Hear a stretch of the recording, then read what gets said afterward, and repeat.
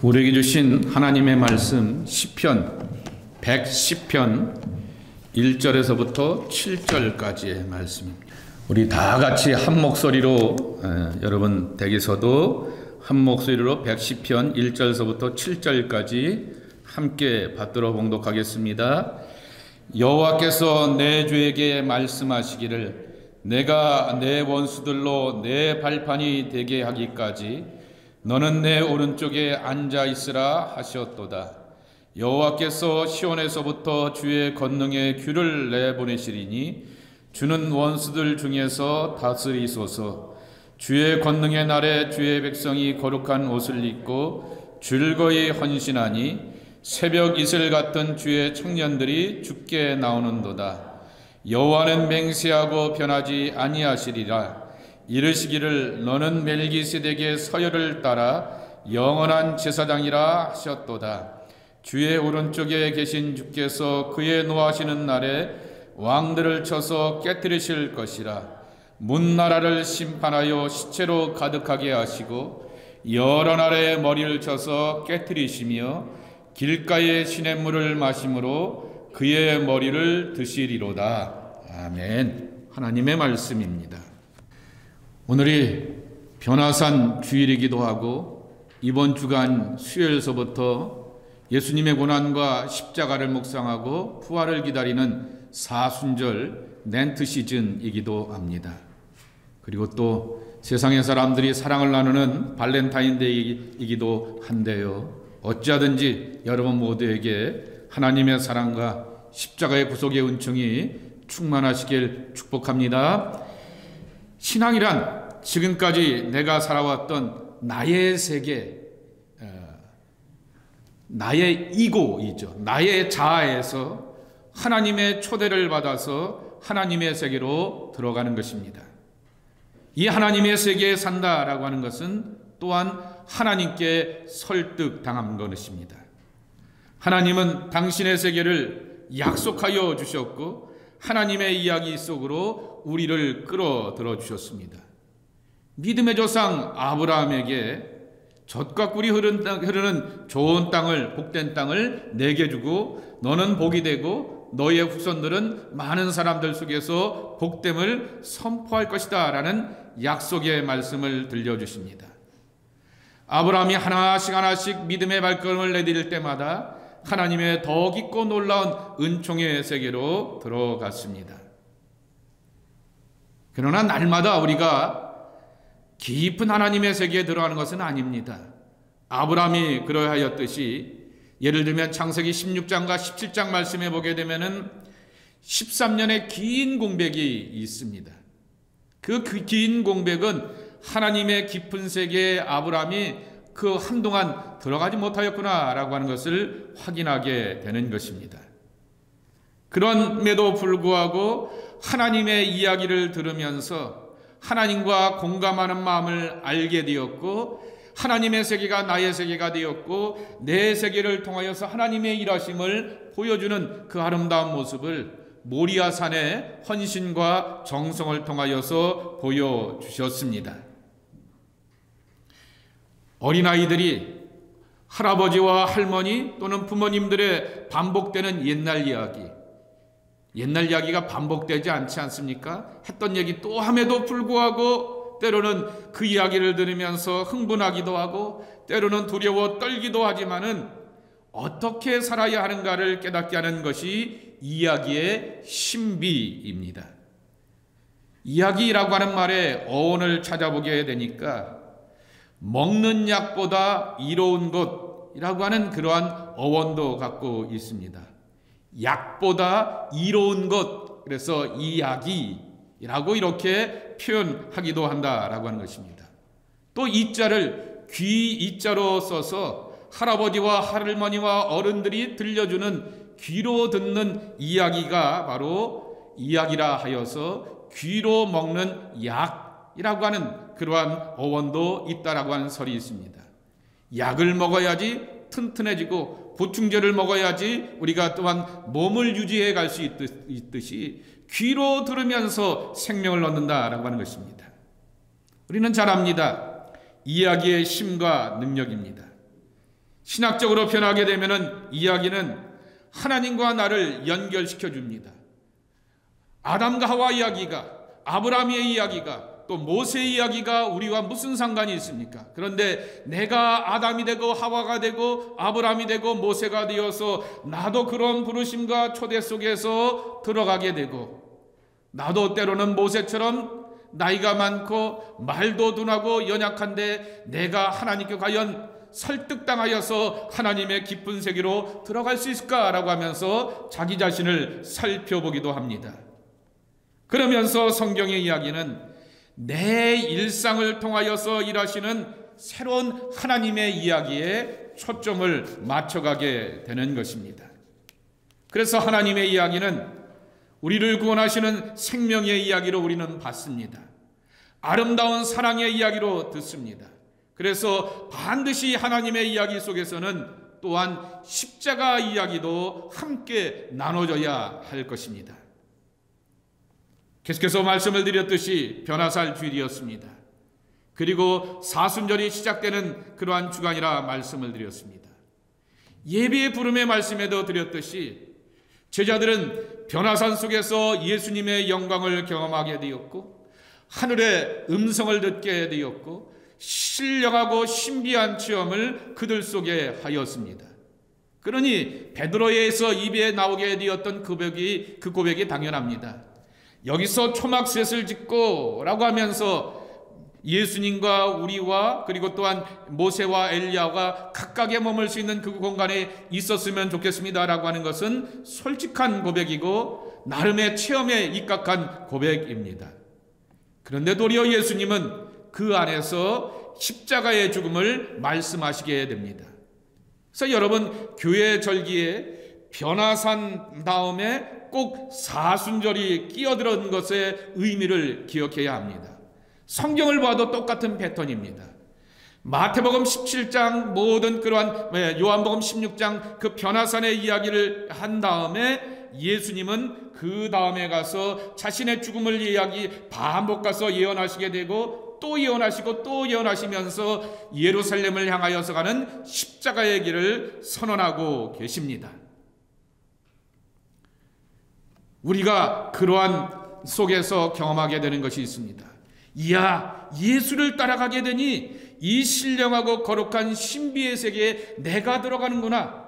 정말 말 그대로 웬 기쁨이요 웬 즐거움이요 웬 행제인가 라고 하면서 역시 예수 믿기 잘했고 예수님 쫓아가기를 잘했어 라고 확신하게 되는 그러한 체험이 우리에게도 있습니다. 이 영광 후에 인자가 예루살렘을 향하여 가리니 정말 십자가의 죽음을 당하게 되고 사흘 만에 부활할 것이다 라고 하는 예언의 말씀을 하십니다. 예수님이 죽으면 제자들의 미래도 없는 것처럼 느껴졌습니다. 예수님이 고난당하면 제자들도 함께 고난을 당하고 쫓김의 백성이 된다라고 하는 그 생각 속에 예수님이 말씀하시게 되었던 그 하나님의 세계에 들어가는 것에 대하여서 두려워 떨게 되지만은 우리는 훗날에 그들이 어떻게 예수님의 구원의 세계에 들어가게 되고 십자가 이후에 부활의 세계에 들어가게 되고 부르심과 사명의 세계에 들어갔던 것을 잘 알고 있습니다. 이러한 교회의 절기를 오늘 우리가 지켜가는 것도 마찬가지입니다. 하늘의 신령한 경험과 체험도 우리가 간직하게 되지만은 내가 부르심의 사람이 되어서 내게 주시게 되었던 나의 십자가와 사명을 감당하다 보면 하나님께서 이기게 하시고 능히 헤쳐나가게 하시며 나를 통하여서 예수님보다도 더 지경을 넓게 펴서 나아가는 복음의 역사를 함께 누리는 것입니다. 오늘 그 말씀을 시편 110편을 가지고서 함께 나누려고 합니다. 시편 110편은 좀 해석이 좀 애매한 그러한 이렇게 말씀이기 때문에 정리가 필요합니다. 그래서 제가 공동번역으로 이렇게 읽어드리겠습니다. 제일 중요한 것이 1절서부터 4절까지인데요. 야훼께서 내 주께 선언하셨다. 내 오른편에 앉아 있으라. 내가 내 원수들을 내 발판으로 삼을 때 야훼가 시온에서 너에게 권능의 왕장을 내려주리니 내 원소들 가운데 왕권을 받으리라. 내가 나던 날 모태에서부터 내 젊음의 새벽녘에 너는 이미 거룩한 산에서 왕권을 받았다. 야훼께서 한 번 맹세하셨으니 취소하지 아니하시리라. 너는 멜기세덱의 법통을 이은 영원한 사제이니라. 여러분, 여기 1절에 보게 되면은 여호와께서, 스크린 한번 올려주세요. 여호와께서 내 주에게 말씀하시기를 그랬습니다. 주가 두 단어가 나오게 됩니다. 첫 번째도 영어로, 성경으로 보게 되면 더 러드라고 나와 있게 되고, 또 마이 러드라고 이렇게 나와 있습니다. 도대체 어떤 주를 말하느냐라고 하는 것이죠. 앞에 거는 하나님을 말하고 있는 것을 당연하게 알 수 있는데, 또 하나 뒤에 나오게 되는 그 주는 임금으로서, 권력자로서의 다윗을 말하고 있는 것입니다. 그러니까 이 다윗의 노래라고 하면서 다윗의 시이지만은, 여러분, 다윗이 직접 노래하기도 하였지만 다윗이 작사 작곡하게 되면 누가 불렀어요? 다윗의 찬양대가 함께 불렀던 것입니다. 그와 같은 사람들이 함께 부르게 되었던 그 고백 속에서 다윗을 향하여서 존칭하면서 내 주에게 라고 하는 그러한 말씀도 하셨다라고 하는 것입니다. 그러니까 하나님께서 다윗에게 말씀하시기를, 하나님이 다윗의 원수들로 내 발판이 되게 하기까지 너를 오른편에 앉아 있으라 하였다라고 하는 것입니다. 그러니까 다윗의 원수들을 물리치고 그것이 발판이 되어서 더 영광의 자리에 나가게 할 것이다 라고 하는 것입니다. 그리고 2절 말씀해 보게 되면은 하나님께서 다윗에게 주의 권능이 다윗의 권능입니다. 다윗의 이렇게 지팡이를 잡고 있게 되면은 왕이구나라고 하는 것을 주변에서 지켜보며 아는 것처럼 왕의 규를 다윗에게 준다라고 하는 것이죠. 그러니까 주의 권능과 규라고 하는 것입니다. 그것이 이제 다윗의 권능과 다윗의 이 지팡이를 호를 말하고 있는 것입니다. 그러면서 이와 같은 존귀함으로 그를 세워주면서 심지어는 뭐라고 말씀하냐라고 하게 되면은 4절에 보게 되면은 너는 멜기세덱의, 여기서 너는 다윗입니다. 멜기세덱의 서열을 따라 영원한 제사장이라 하였도다라고 하는 것입니다. 이스라엘 사람들 가운데서 하나님의 기름 부으심을 받고 존귀한 자가 되는 세 부류가 있지 않습니까? 왕이 있고 제사장이 있고, 그리고 또한 예언자 선지자들이 있습니다. 이와 같이 다윗을 향하여서 하나님 앞에서 기름 부어서 왕의 권능과 규를 갖게 하고, 제사장과 같이 하나님의 기름 부으심을 받아서 정말 거룩한 자로 세워주시겠다라고 하는 것입니다. 결국 시편 110편의 말씀은 하나님께서 다윗의 왕 되심을 모든 원수들을 물리치고 헤쳐나가게 하시면서 그렇게 세워주셔서 존귀한 자의 은혜를 살게 되고, 제사장과 같이 하나님과 깊이 소통하며 교제하는 하나님의 세계에 들어가는 복된 사람이 되게 할 것이다 라고 하는 선언입니다. 신약에서는 예수님께서 이 말씀을 그대로 받으셔서 해석을 하시게 되었습니다. 예를 들면은 마태복음 22장 43절과 44절 말씀해 보게 되면은 바리새인들과 논쟁을 하시게 되면서 정말 저가 과연 메시아야? 라고 하면서 자기들끼리 하는 얘기를, 뒷담화하는 얘기를 예수님께서 들으신 다음에 이렇게 말씀하십니다. 이 22장 44절인데 110편 1절의 말씀을 인용하시는 것이죠. 주께서 내게 주께 이르시되 내가 내 원수를 내 발 아래에 둘 때까지 내 우편에 앉아있으라 하셨도다 하였느니라 라고 하면서, 다윗은 이 주를 향하여서 하나님이다 라고 말하게 되고, 여기서 나오는 주를 예수님 자신이라고 이렇게 칭하여 해석하셨다라고 하는 것입니다. 다윗을 하나님의 메시아가 아니라 하나님께서 정말 존귀케 하는 메시아는 예수 그리스도라고 하는 그 선언이 이 말씀 속에 담겨져 있다라고 하는 것입니다. 그래서 초대교회는 이 110편의 말씀을 가지고서 이렇게 해석을 하였던 것이죠. 110편의 말씀은 하나님께서 다윗이라고 하는 특별한 왕을 존귀한 자로 세우게 되었는데, 예수님께서 마태복음 22장의 말씀에도 있듯이 스스로를 하나님께서 세우시고 멜기세덱의 반차를 이어가게 되는 영원한 제사장으로 자기를 택하시고 부르셨다라고 하는 것으로 선언하는 것을 그대로 받아들이게 되었습니다. 그리고 이 선언이 어디에 나와 있냐고 하면은 히브리서 7장에 나와 있게 됩니다. 그러면서 예수 그리스도는 멜기세덱의 반차를 쫓아가시게 되는 대제사장이라고 하는 그러한 신앙 고백을 함께 하게 되었다라고 하는 것입니다. 여기 3절에도 이런 표현이 있지 않습니까? 좀 풀어드린다고 하면은 주의 권능의 날에 주의 백성이 거룩한 옷을 입고 즐거이 헌신하니 새벽 이슬 같은 주의 청년들이 죽게 나오는도다 라고 하는 것이죠. 여러분, 왕이 퍼레이드를 하는데 누가 나와서 보좌합니까?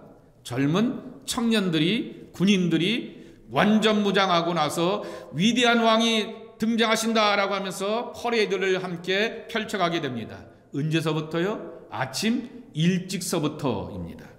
그런데 이것을 신약의 백성들과 그리고 오늘날에 와서 믿음의 백성들은 어떻게 고백하냐고 하면은, 하나님의 백성들이 영적 정말 청년이 되고 젊은 신앙이 되고 무장하여서 일찍부터서 깨어서 주님의 오심을 향하여서 왕되심을 향하여서 선포하고 경배하며 받든다라고 하는 그러한 신앙의 고백으로 받아들이게 되는 것입니다. 시편 110편은 다윗이 왕이 된다라고 하는 고백이었는데, 예수님과 초대교회는 이 다윗은 너라고 하는 주라고 말하게 되는 너는 바로 다윗이 아니라 하나님의 메시아를 말씀하신 것이다 라고 받아들이고 이해하게 되었고, 예수님의 하나님의 메시아 되심으로 신앙 고백하게 되면서 그분을 받들게 되었다라고 하는 것입니다. 그랬더니 어떤 은혜가 오게 되느냐라고 하는 것입니다. 첫 번째 주보에 나와 있는 교훈처럼 원수가 변하여서 부르심이 사도가 된다라고 하는 고백은 예수 그리스도를 통하여서 하나님께 우리가 삶을 충성하게 되었더니 내 인생 가운데 있는 수많은 원수들이 도리어 디딤돌이 되고 믿음의 삶을 사는 계기가 되었다라고 하는 것입니다. 다윗에게는 삶에 수많은 원수가 있었습니다. 가장 대표적인 사람이 자기 장인이고 자기의 절친의 아버지였던 사울왕이었을 것입니다. 도리어 사울왕 때문에 다윗은 어떤 사람이 되었습니까? 전국구 인물이 되었습니다. 왕에게 핍박받느니, 왕에게 쫓기느니, 왕이 포고령을 내어서 다윗을 잡아오게 되면 그만큼 보상하겠다라고 하면서 왕과 대결하고 왕과 라이벌 관계를 갖고 있는 그러한 존재가 되었다라고 하는 사실인 것입니다. 정말 이 왕으로 인하여서 그가 왜 나를 향하여서 이렇게 미워하지? 라고 하면서 개인의 관계 속에서 불편한 것에 대하여서 한탄할 수 있을 텐데, 도리어는 하나님께서는 그 원수들로 인하여서 모든 사람들이 주목하고 주변 나라가 주목하는 그러한 존귀한 자로 세워주셨다라고 하는 것입니다. 마치 시편 23편의 신앙의 고백과 같이 원수의 목전에서 상을 베풀어 주시며 자신을 존귀케 하시는 하나님을 경험하면서 이와 같은 고백을 드리게 되었던 것입니다.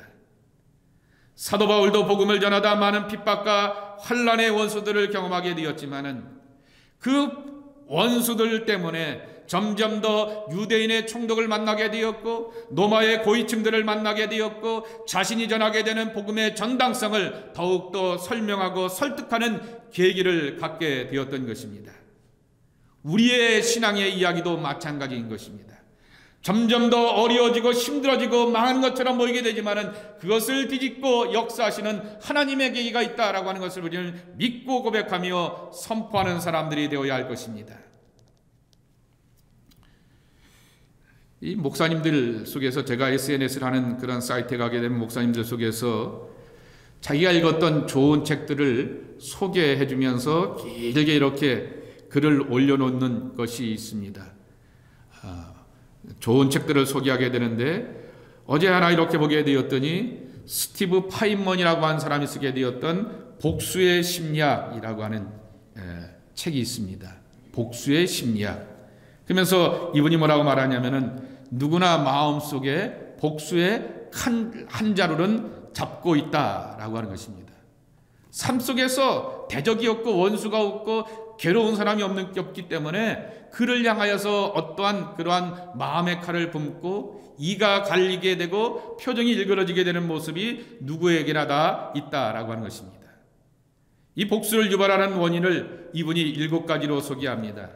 첫째로는 박탈감이라고 하는 것이죠. 빈부격차가 크게 되고 상대적으로 내가 가진 것이 없다라고 하는 그러한 마음입니다. 또한 세상을 향하여서 불공정과 불공평과 또 불평등을 경험하게 될 때 복수의 감정이 솟아오르기도 한다라고 하는 것이죠. 세 번째로는 배신감입니다. 네 번째로는 착취당하거나 이용당한다는 느낌이 들 때 그 감정이 온다라고 하는 것이죠. 다섯 번째로는 좌절감입니다. 잦은 좌절감을 느끼게 되면 절망과 우울증 가운데서 어떠한 대상을 정해놓고 복수한다라고 하는 것이죠. 여섯 번째로는 수치심, 세상과 공중 앞에서 겪는 그러한 부끄러움입니다. 일곱 번째로는 시기와 질투입니다. 근데 이 사람은 이 심리학자이기 때문에 심리학적인 대안을 4가지를 소개하게 됩니다. 첫 번째, 행동으로 옮기지 않는 마음속으로만의 복수만 하라라고 하는 거죠. 마음으로만 하라라고 하는 얘기죠. 액션은 취하지 말라라는 얘기입니다. 한계가 있지 않겠습니까? 두 번째로, 그래도 자신을 비난하지 말라라고 하는 것이죠. 내 마음속에 이러한 불타는 불편한 감정이 와도 스스로를 향해서 비난하지 말라. 그리고 나쁜 기억에서 한 발짝 물러나는 연습을 해보라. 그 어떤 나쁜 것에 대한 기억과 사람에 대한 기억이 자꾸만 쌓이게 되면은 부정적인 것으로 다가오기 때문에 한 발자국 물러서는 연습을 하라라고 하는 것이죠. 그리고 네 번째로는 상대방을 무시하라라고 하는 것이죠. 복수하게 되면 곧 나는 상대방 적과 같은 똑같은 수준이 된다라고 하는 그러한 얘기를 하기도 합니다. 그러면 신앙인은 뭐라고 선언해야 됩니까? 로마서 12장 19절 말씀에 있고 잠언서 4장에도 있듯이 너희가 친히 원수를 갚지 말고 진노하심에 맡기라. 원수 갚는 것이 내게 있으니 내가 갚으리라고 주께서 말씀하시느니라 그랬습니다. 무슨 말씀입니까? 인생의 주인 되시는 하나님께 맡기고 가라라고 하는 것입니다. 다윗이 기름 부음을 받고 존귀한 자가 되었던 것도 하나님께 내어 맡기게 되니 하나님께서 교통정리하여 주셨고 삶의 문제를 해결하여 주셨다라고 하는 것입니다. 복수라고 하는 것은 진공상태가 없고 우리 마음 가운데 모든 사람들이 갖는 원초적인 본능이다라고 하는 것입니다. 근데 우리는 본능으로 사는 사람들이 아니다라고 하는 것입니다.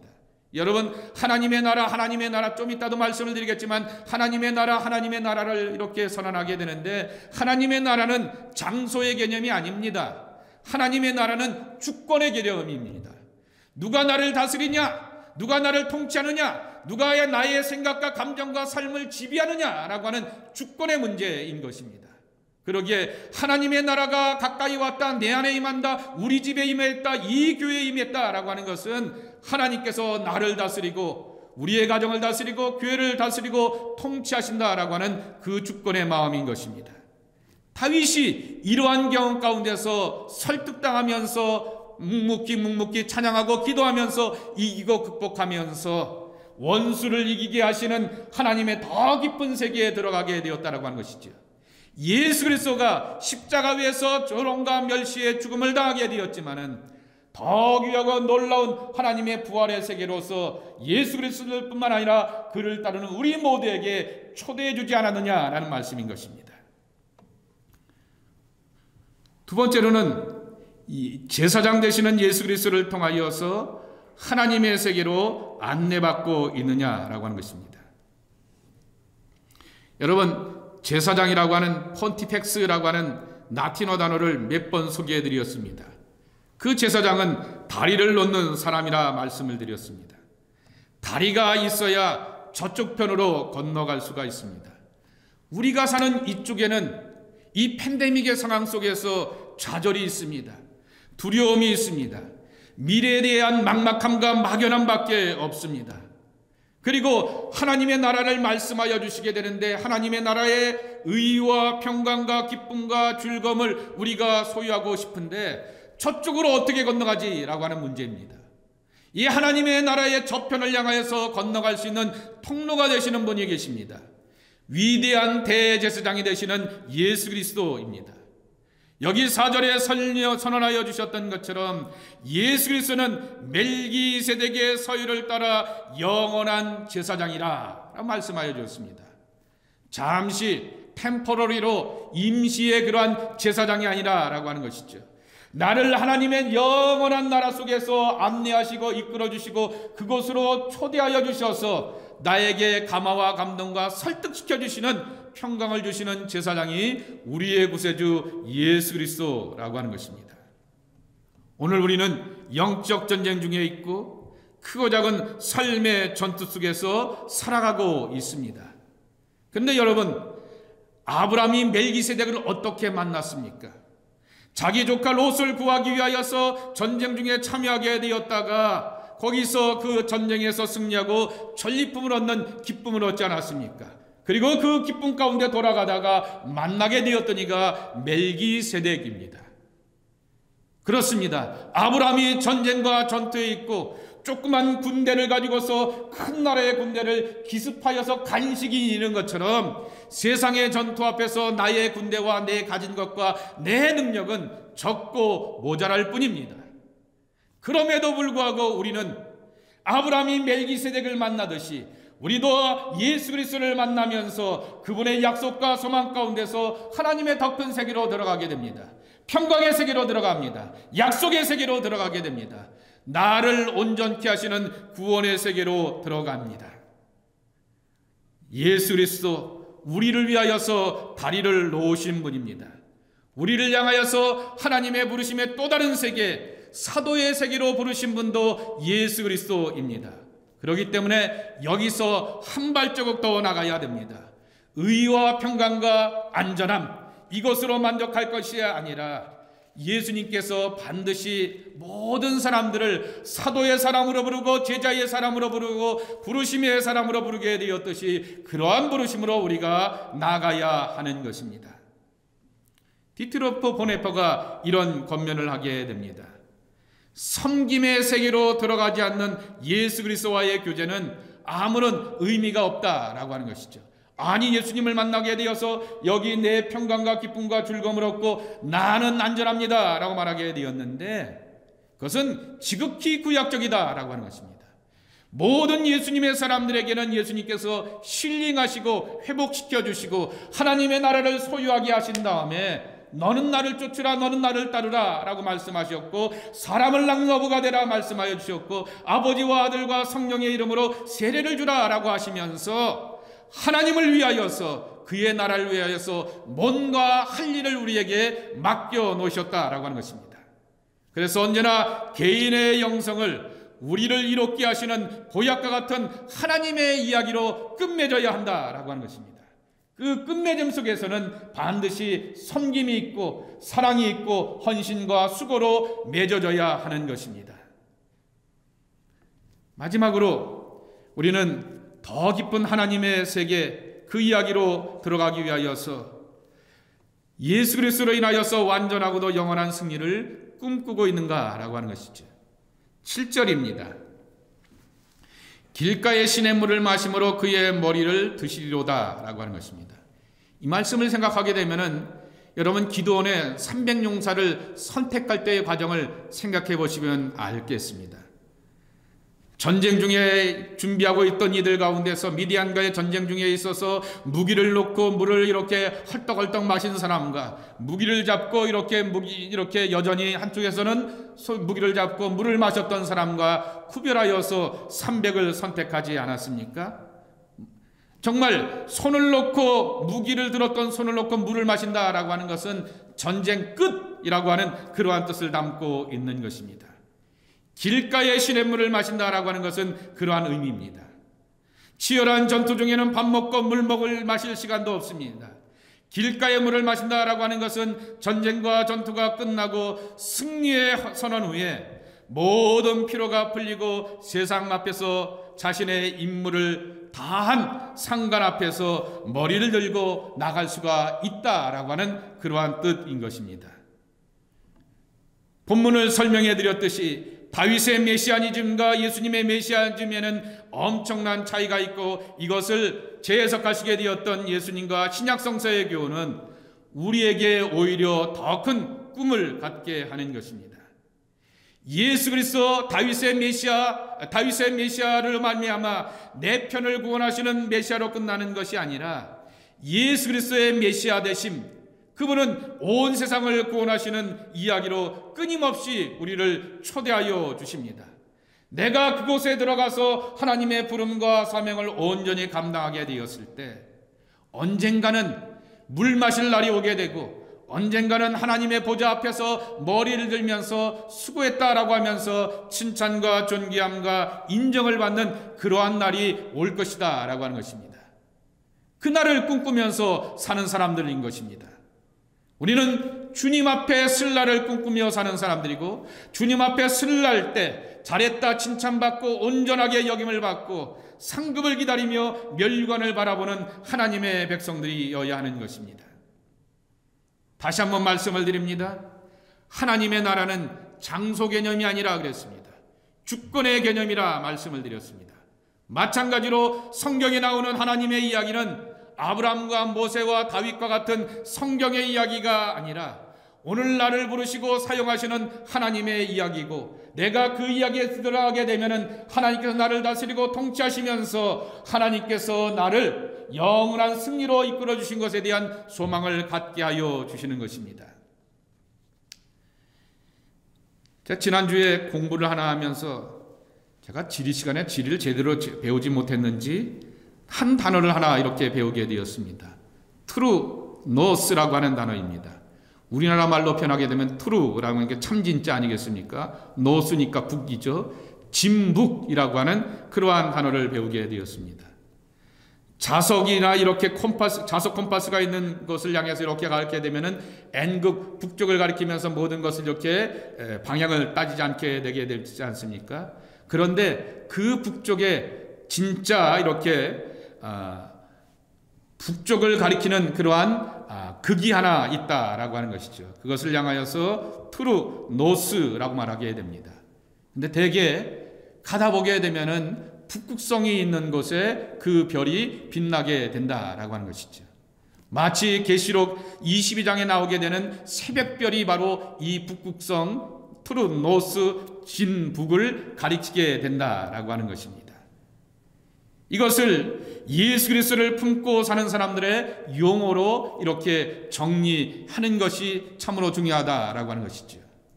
기독교에는 지도를 펼치고 사는 사람들이 아니라, 기독교에는 정말 이 친북의 컴퍼스를 가지고서 의지하며 나침반을 따라 사는 사람이다라고 하는 그러한 겉면인 것입니다. 지도가 펼쳐져 있게 되면은 대략적으로 내가 여기서 여기로 가게 되고, 여기서 이만큼 가게 되고, 여기서 무슨 일을 하고 누구를 만나고 라고 하는 것을 그려가게 되는데, 인생이 어떻게 그렇겠냐라고 하는 것이죠. 우리가 누구를 만나는 것이 예측할 수도 없게 되고, 우리가 여기서 이렇게 누구를 만날 것이다 라고 말하게 되는데 전혀 다른 그러한 경험들을 하기도 한다라고 하는 것이죠. 가다가 탈선하고, 가다가 다른 길로 가기도 하고, 가다가 머물기도 하고 느려지기도 하는 것이고, 갑자기 빨라지기도 하는 것이 지도 위에서 살아가는 우리의 삶이라고 하는 것입니다.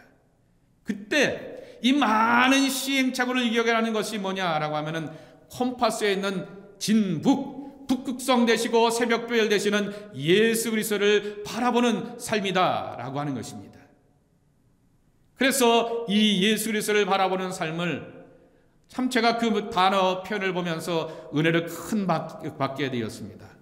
Person Driven Life입니다. 드리븐 라이프, 퍼포스 드리븐 라이프라고 하는 니고렌의 표현처럼 모든 사람들은 어떤 일에 드라이브가 걸려서 산다라고 하는 것이죠.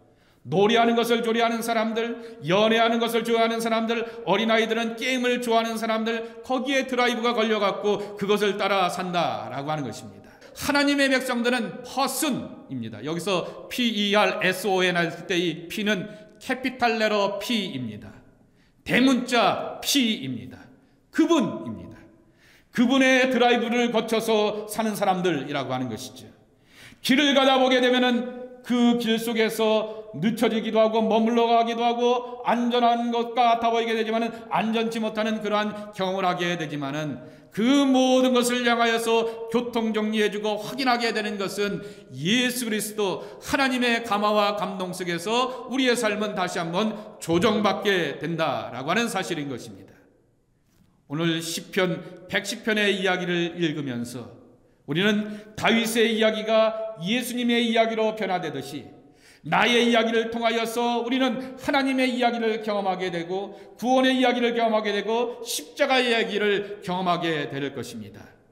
지도를 펼쳐놓은 것처럼 오늘 몇 시에 누구를 만나고 뭘 해야지라고 하면서 삶의 계획을 세워놓게 되지만은 엉켜버리고 힘들어할 때가 많은 것이 우리의 삶이지만은 여러분 놓치지 마십시오. 새벽별 되시는 예수님께서 거룩한 사랑과 인격과 감동으로 나를 이끄시고 주장하시면서 나와 함께하여 주시는 것입니다. 그래서 우리의 삶은 하나님의 이야기가 되어서 하나님을 이롭게 하고 세상을 이롭게 하고 나를 살리는 생명의 이야기로 살아갈 수가 있는 것입니다. 이 기쁨을 누려가는 저와 여러분의 모습이 되기를 주님의 이름으로 간절히 축원합니다. 하나님의 이야기 속에서 내가 들어가면서 생명의 기쁨을 얻고 누려가는 복된 사람 되기를 축복합니다. 강림의 모든 식구들 이 어려움 속에서 주님을 만나고 기쁨을 누려가는 약속의 자녀들로 축복하여 주옵소서. 예수님의 이름으로 기도 올리옵나이다. 아멘.